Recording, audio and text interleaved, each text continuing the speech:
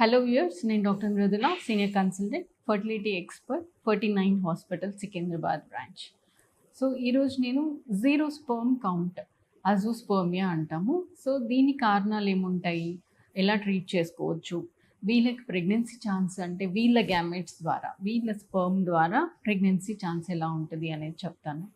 So semen analysis చేయించుకున్నప్పుడు zero azoospermia అనే report ఉంటే, సో ఒక రిపోర్ట్ తోటి మనము అజోస్పర్మియా కానీ జీరో ఉందని కానీ మనము నిర్ధారణ చేయలేము. దాన్ని మళ్ళీ కన్ఫర్మ్ చేసుకోవడానికి అట్లీస్ట్ ఇంకొకసారి టెస్ట్ చేసుకోమంటాం. కనీసం 4 వారాలు 6 వారాల గ్యాప్ తోటి మళ్ళీ ఒకసారి టెస్ట్ చేసుకోమంటాం.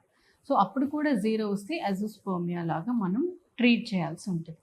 దీనికి కారణాలు ఏముంటాయి? సో 3 రకాల కారణాలు ఉండొచ్చు. ఒకటి, కొన్ని హార్మోన్స్ ఉండాల్సినంత లెవెల్లో ఉండకపోవడం వల్ల బాడీలో మనకి టెస్టిస్ నుంచి స్పర్మ్ ప్రొడ్యూస్ అవ్వకపోవచ్చు, అది ఒక కారణం. సెకండ్, టెస్టిక్యులర్ అంటే టెస్టిస్ సరిగా పనిచేయకపోవడం వల్ల టెస్టిక్యులర్ ఫెయిల్యూర్ అంటాం. దానివల్ల స్పర్మ్ ప్రొడక్షన్ లేకపోవడం, దానివల్ల అజోస్పర్మియా. థర్డ్ వన్ వచ్చి, రెండు బాగున్నాయి అంటే హార్మోన్స్ బాగున్నాయి, స్పర్మ్ కూడా ప్రొడ్యూస్ అవుతుంది, లోపల టెస్టిస్ అంతా మంచిగా పనిచేస్తున్నాయి, బట్ ఆ ప్రొడ్యూస్ అయిన స్పర్మ్స్ బయటకు రాకపోవడానికి మధ్యలో ఏదైనా అబ్స్ట్రక్షన్ ఉండొచ్చు. దీన్ని అబ్స్ట్రక్టివ్ అజోస్పర్మియా అంటాం. సో ఇట్లా 3 రకాల కారణాలు ఉండొచ్చు అజోస్పర్మియాకి. సో ఇందులో ఏ కేటగిరీలో ఉన్నారు ఈ పేషెంట్ అనేది ముందుగా మనం చూసుకోవాలి.